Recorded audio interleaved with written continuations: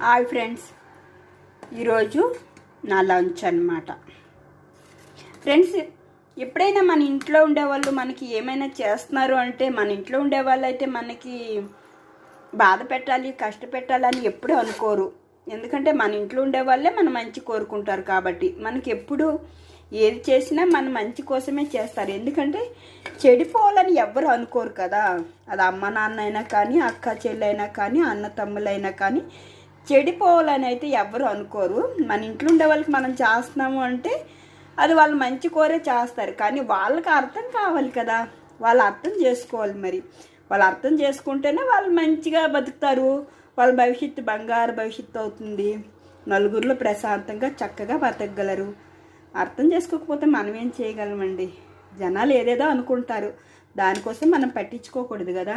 మనం చేసేది మంచిగా చేయడాన్ని మనం ఆలోచించాలి. అంతే కదా ఫ్రెండ్స్.